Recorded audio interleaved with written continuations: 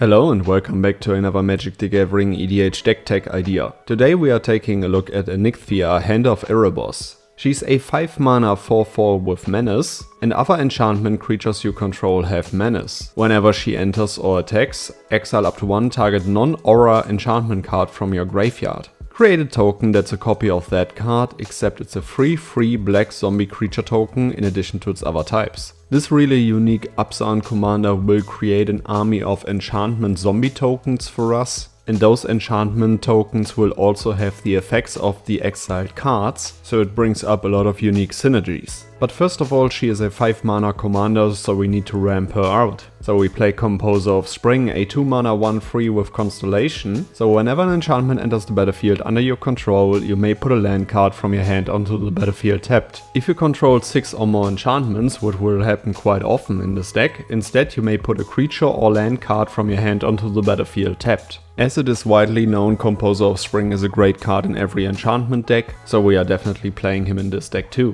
We also play Dryad of the Elysian Grove, a 3 mana 2/4, and you may play an additional land on each of your turns, and lands you control are every basic land type in addition to their other types. This enchantment creature will help you to fix all of your colors, and will also allow you to play on a budget land base. We play Exploration, a great turn 1 drop, a 1 mana enchantment. You may play an additional land on each of your turns. As you have already seen, I do feature a lot of cards that allow you to play additional land drops. This simply comes from being in an enchantment deck, and there's a lot of card draw involved in this deck. We also play Greater Tanuki, a 6 mana 6/5 with Trample, and it also has a channel ability for 3 mana, so we can discard it to search a library for a basic land card, put it onto the battlefield tapped, and then shuffle. We also want to find our Triumph really early, so we play Nature's Law, a 2 mana sorcery, search a library for a forest card, put it onto the battlefield, and then shuffle. And in addition to that, we also play Free Visits, a 2 mana sorcery, search a library for a forest card, put it onto the battlefield, and then shuffle. While we are ramping and fixing our mana, we want to fill up our graveyards with cards that we want to reanimate with Anikthea. So we play Entomb, a 1 mana instant, search a library for a card, put that card into your graveyard, and then shuffle. A great synergy piece is also Cemetery Tampering, a 3 mana enchantment with Hideaway 5, and at the beginning of your upkeep you may mill 3 cards. Then, if there are 20 or more cards in your graveyard, you may play the exiled card without paying its mana cost. Quite a unique card in this deck is Demonic Embrace, a 3 mana enchantment aura. Enchanted creature gets +3/+1, has flying, and is a demon in addition to its other types. Furthermore, you may cast Demonic Embrace from your graveyard by paying 3 life and discarding a card in addition to paying its other costs.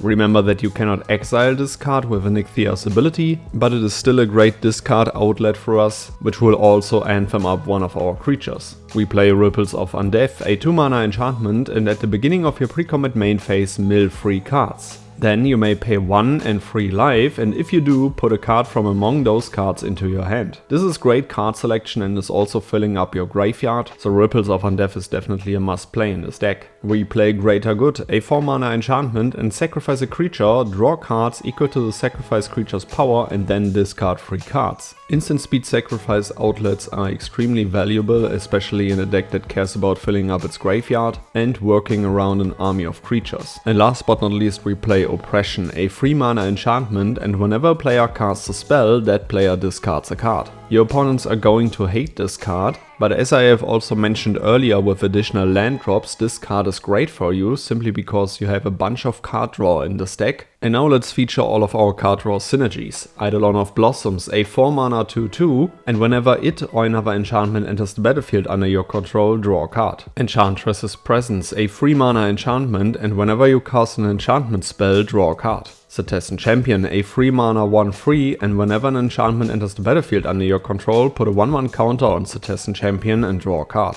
Verduran Enchantress, a 3 mana 0/2, and whenever you cast an enchantment spell, you may draw a card. Mesa Enchantress, a 3 mana 0/2, and whenever you cast an enchantment spell, you may draw a card. And also Argothian Enchantress, a 2 mana 0/1 with Shroud, and whenever you cast an enchantment spell, draw a card. All of these cast triggers will allow you to draw cards before the oppression trigger resolves. And now let's talk about enchantments that we want to create token copies of or that we also want to have on the battlefield. Song of the World Soul, a 6 mana enchantment. Whenever you cast a spell, populate. We also play Growing Ranks, a 4 mana enchantment, and at the beginning of your upkeep, populate. With all of those populates, you will copy those enchantment tokens that you have created with Anikthea's ability. Legion Loyalty, an 8 mana enchantment, and creatures you control have Myriad. Of course, we play Sigil of the Empty Throne, a 5 mana enchantment. Whenever you cast an enchantment spell, create a 4/4 White Angel creature token with flying. We also play Anthem of Champions, a 2 mana enchantment. Creatures you control get +1/+1. And another great Anthem effect is Hallowed Haunting, a 4 mana enchantment. As long as you control 7 or more enchantments, creatures you control have flying and vigilance. Whenever you cast an enchantment spell, create a White Spirit Cleric creature token with this creature's power and toughness are each equal to the number of spirits you control.